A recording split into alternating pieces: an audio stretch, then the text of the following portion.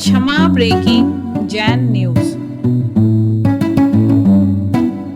योग त्योहार में भोग का भाव जाता है और पर्व में त्याग का भाव जाता है। त्योहार के दिन अच्छे कपड़े पहनने का भाव जाता रहता है और पर्व के दिन अच्छे कपड़े छोड़कर धोती दुपट्टा पहनने का भाव आता है। त्योहार के दिन माल मलीदा खाने का भाव जागता है और पर्व के दिन उपवास करने का भाव जागता है। त्योहार के दिन 10 बार खाने का भाव जागता है दिवाली आदि पर, और पर्व के दिन एक बार में भी नीरस करने का भाव जागता है। यह पर्व। पर्व के दिन त्याग का भाव जागेगा, नीरस का भाव जागेगा, कम से कम खाने का भाव जागेगा, कम से कम बोलने का भाव जागेगा, कम से कम चलने फिरने का भाव जागेगा। जितना ज्यादा आप उदासीन रह सकेंगे, जितना ज्यादा आप त्याग कर सकेंगे, जितना ज्यादा इंद्रिय के विषयों पर कंट्रोल कर सकेंगे, उतना ही पर्व तुम्हारे लिए फलीभूत होगा। क्योंकि पर्व योग प्रधान होता है, पर्व त्याग प्रधान होता है, पर्व परमार्थ प्रधान होता है, पर्व आत्मा के उस स्वरूप की तरफ ले जाता है जहां आत्मा स्वभाव प्रभाव भिन्नम। पर्व का काम है आत्मा स्वभाव प्रभाव भिन्नम, प्रभावों से भिन्न होकर आत्मा की तरफ ले जाए। पर से अलग, यहां तक कि पर्व में परमात्मा से अलग किया गया। आत्मा के निकट आओ, इसलिए हमने प्रारंभ में कहा था ना, परमात्मा से हटकर आत्मा की तरफ जो ले जाता है उसका नाम पर्व है। जो भगवान की भक्ति नहीं, भगवान बनने की प्रोसेस सिखाता है, उसका नाम पर्व है।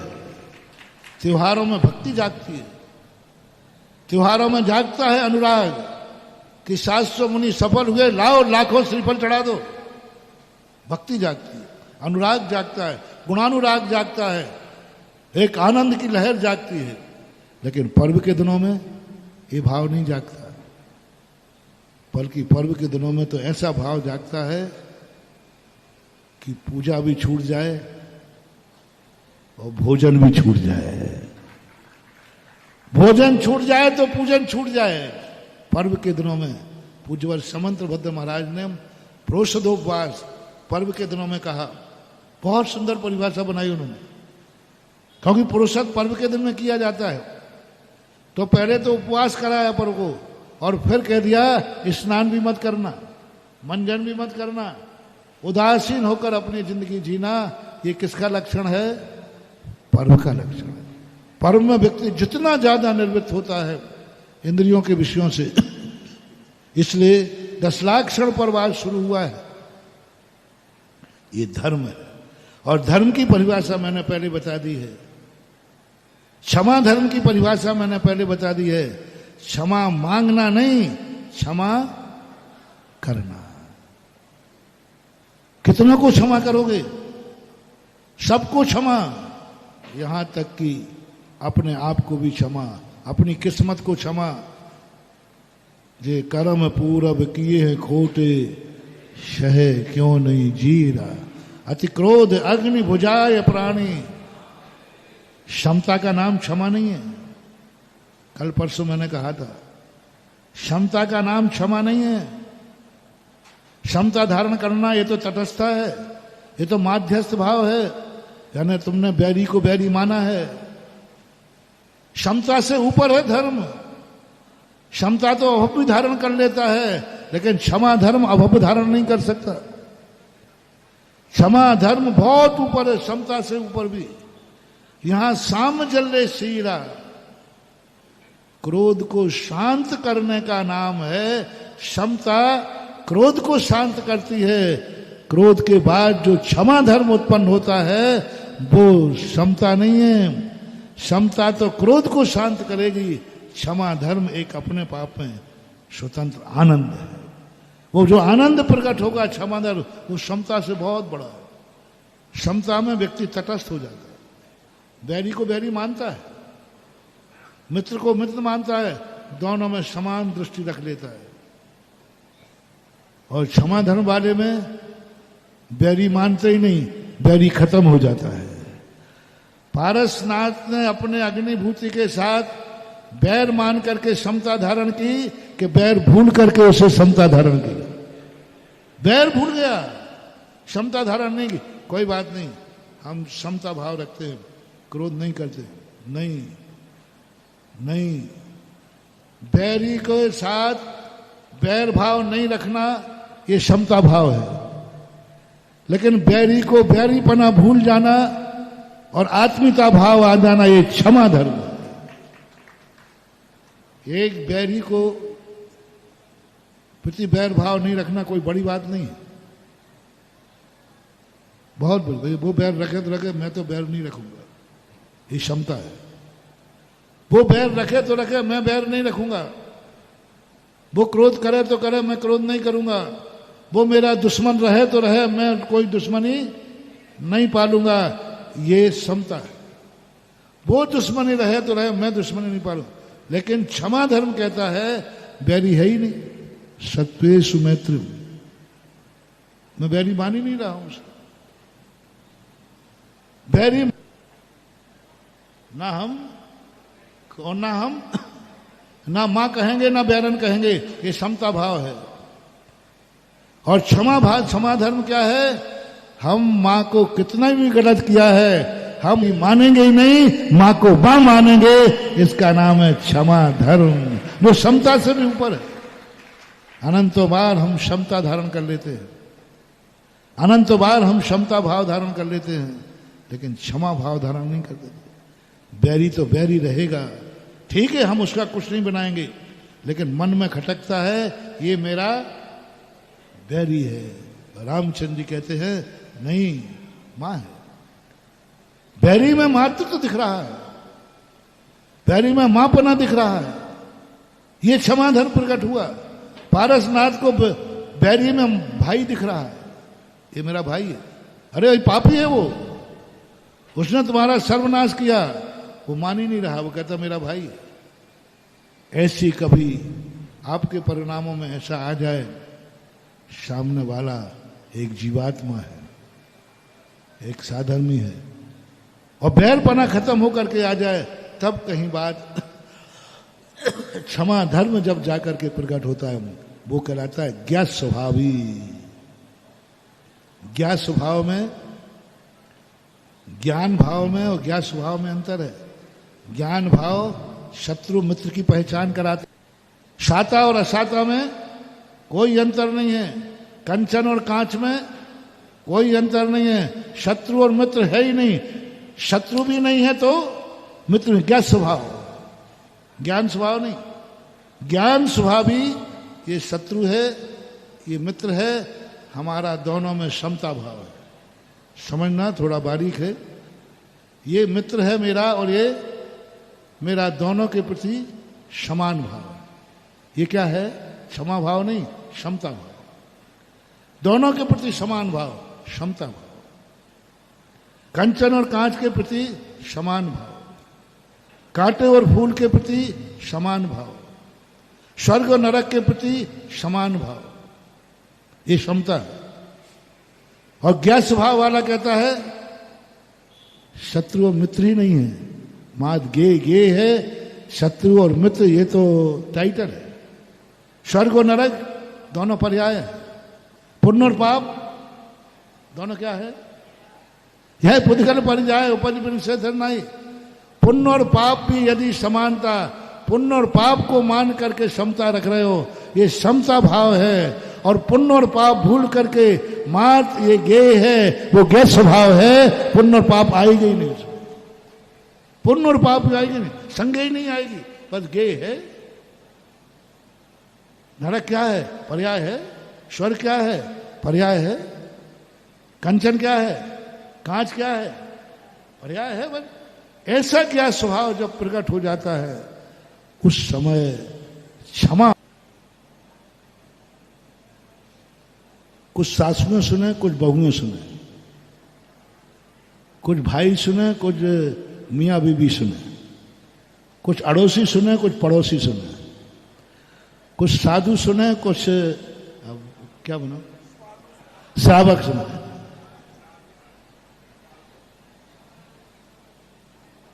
एक व्यक्ति था, घर में परिवार था, एक बरनी लाए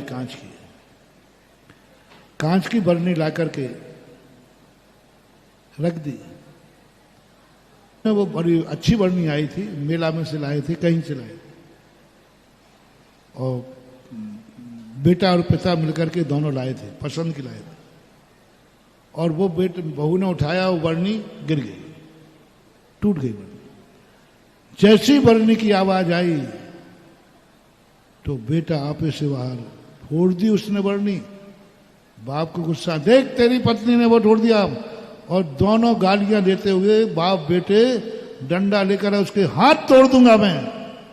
उसने बरनी तोड़ दी और गुस्से में दोनों आए, हाथ, और तुरंत दूसरे कमरे से उस कमरे में पहुंच गई उनके आने के पहले।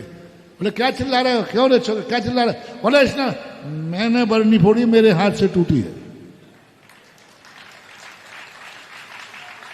अब बूढ़ी हो गई हूं, हाथ हिल गया तो क्या करूं? टूट गया, क्या कर, बोल, मार खोपड़ी, मार तो मार। मैंने फोड़ी बरनी, मेरे हाथ से बरनी गिर गई, मैं क्या करूं? गिर गई, बूढ़ी हो गई हूं। तूने कोई नौकरानी लगा रखी है जो हमें आंखें दिखा रहा है? अब मां तो मां ही है, मार तू डंडा मार। अब वो छोकरा क्या मां को मारेगा? अच्छा मम्मी थोड़ा ठीक से उठाना चाहिए था, अच्छी बात नहीं है। हाँ उठा लिया, ठीक से उठा लिया, चला गया। और श्रीमान जी, तुम बोला हंस क्यों गए? समझ में नहीं आया मुझे, मैंने तो कुछ बोला ही नहीं। यानी सब चोरियों के अंडर में हो।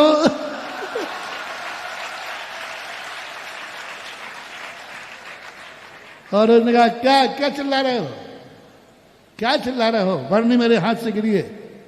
कोई नौकरानी लगा रखी, दिन भर काम करती रहती, थक जाती, टूट गई तो टूट भी हो सकता था। क्रोध क्या नहीं करता, क्रोध अंधा होता है। एक मां ने सामने आने से, कल्पना करो महानुभाव, कितना अनर्थ बच गया।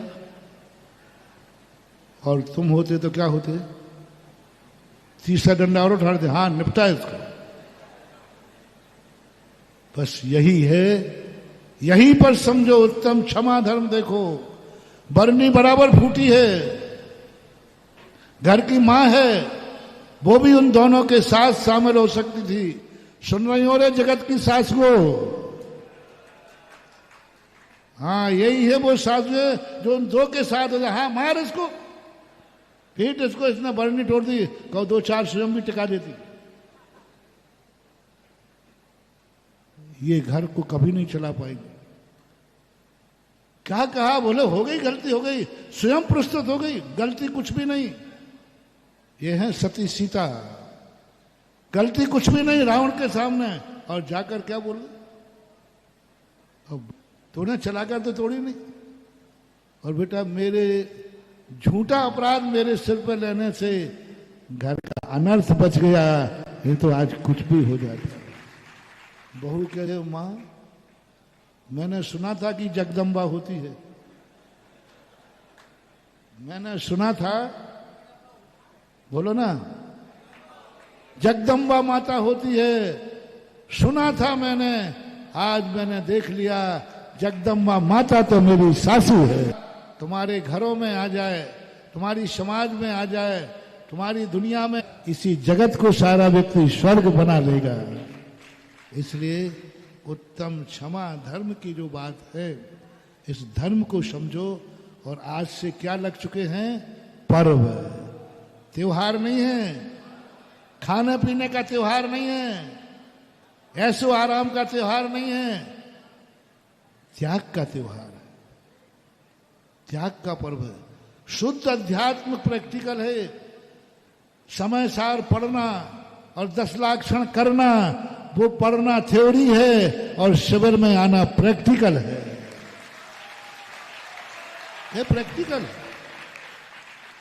वो कहते हैं परसों मेरा नहीं, मैं हूं। यहां देखो सब पर छोड़ के आ गए, सब पर छोड़ दिया। कोई भाव भी मत लाना रे महानुभाव।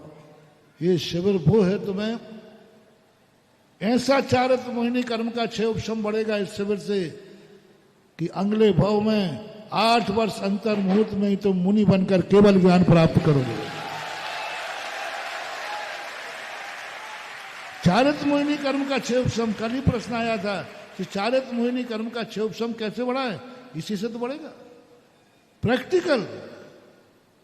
बाकी याद नहीं, 10 दिन का मजा लिया है और 10 दिन यदि तुमने ऐसा कर लिया तो महावृत्ति बत तुम्हारा पुण्य का बंद हो सकता है। रत्नकंठ शाब्काचार्य में कहा देश आवे तो दिग्व्रत के अंदर कि जिन सीमाओं का त्याग कर दिया है उनकी अपेक्षा वो श्रावक क्या हो जाता है? महावृत्ति के समान हो जाता है। इस समय तुम जो घर बार छोड़ के आए हो, तुम उस त्यागी की अपेक्षा से महावृत्ति के समान हो गए। और अब इसके बाद भी तुम्हारा मन घर जावे, तुम्हारे भाव वहां जावे, तो तुम 10 दिन के लिए एकदम ऐसे परिणाम करो कि मैं पर्व में आया हूं, त्योहार में बेटा तुम्हें यहीं बढ़िया बढ़िया भोजन बनवाता है, लेकिन ये पर्व है, पर्व में तो भिक्षा है इसका नाम। एसी में सोना, बड़ी होटल में जाना त्योहार का दिन है नहीं, ये फर्श पे सोना है, क्योंकि ये योग का दिन है, त्याग का दिन है। सोते समय तकिया याद आवे तो मन से कह देना ये त्योहार नहीं है, पर्व है। देना ये त्योहार नहीं, पर्व है। मन में यदि थोड़ी बहुत घर की याद आवे तो मन से कह देना मूर्ख ये त्योहार नहीं, पर्व है। हाँ, महाराज की बात आई तो हो, और अपनी बात आई तो नानी मर रही है। हाँ कहो नहीं, जब महाराज को ये कर्म नहीं छोड़ रहा है तो तुम्हें क्या छोड़ेगा? और मन से कह दो नहीं, अब 10 दिन के लिए आए हैं तो मन से, वचन से, काय से जो त्याग किया है, ना हम मन ले जाएंगे, ना वचन ले जाएंगे, ना काया ले जाएंगे, क्योंकि ये राज भी कहते थे, पर्वाधिराज 10 लाख शरण पर्व को कहते हैं। 10 दिन आनंद दो, समय आपका हो गया, आज पहला दिन है। अब करें क्या? बेचारी पूरी कमेटी जी जान लगा करके व्यवस्था की, अब मैं क्या करूं, भीड़ मुझसे कम करेंगे। और मेरा न कहना है पंडाल और भोजन कम पड़ जाए, यही सफलता की निशानी है। क्या कहा? स्टेज पर बैठालना पड़ा, मुझे लग रहा था कहीं इस स्टेज पर भी ना बैठालना पड़े। बैठालने का अर्थ कहते भैया कुछ लोग पीछे आ जाओ। हाँ क्या करते, स्थान नहीं होता तो करते ही। बहुत बहुत बहुत यदि मिला है, यदि इस आनंद के साथ तुम आए हो, तुमने ये भी देखा कि कुछ भी हमें 10 दिन निकालना है तो अच्छी तरह निकालो, कुछ आनंद लेके जाओ, कुछ मजा लेके जाओ। और मैं तुम्हें जो देना चाहता हूँ वो फटी हुई झोली मत रखना, साबुत झोली रखना, पूरे साल भर काम नहीं। और आज जो उत्तम क्षमा धर्म का, उत्तम क्षमा धर्म की जो बात मैंने कही, और आज जो मैंने पर्व की बात कही, पर्व दिन को मंगल करता है। त्योहार धर्मात्मा एक किसी दिन को करता है तो त्योहार बन जाता है, और पर्व जिस दिन को मंगल करता है। और पर्व जब किसी त्योहार में कोई सिद्धि नहीं होती, एक और सुन लें, किसी त्योहार में कोई सिद्धि नहीं होती और पर्व में सिद्धियां होती। हरि रविशेन आचार्य पद्म पुराण, किसी त्योहार के दिन कोई सिद्धि नहीं होती, कोई को आज तक दिवाली को, रक्षाबंधन को कोई किसी की सिद्धि नहीं होती, क्योंकि वो जश्न में डूब जाते हैं, और जश्न में डूबने वाले सिद्धियां प्राप्त नहीं कर पाते। लेकिन पद्म पुराण के अंदर आया, पर्व के दिनों में रावण कहता है जो सिद्धियां 6 महीने में प्राप्त होती हैं, यदि वही मंत्र पर्व के दिनों में फेरा जाए तो 8 दिन में प्राप्त हो जाए। पर्व का चमत्कार पद्म पुराण में कहा, 6 महीने में जो पूजा तुम 6 महीने में करोगे वो पर्व में करोगे, जो व्रत 6 महीने करोगे वो पर्व में करोगे। तो पर्व के 8 दिन भी उन्होंने अष्टांगा की महिमा, 8 दिन पर्व की महिमा 6 महीने के बराबर कही गई। इसलिए ये पर्व के दिन हैं, इनमें तुम्हें ऐसी सिद्धियां प्रकट होंगी, ऐसी सिद्धियां होंगी जो हजारों त्योहारों में भी प्रकट नहीं होती। तो जिस दिन जो दिन सिद्धियों के लिए निश्चित होता है उसे पर्व कहते हैं, क्योंकि इसमें जश्न नहीं मनाया जाता, इसमें त्याग मनाया जाता है। महावीर भगवान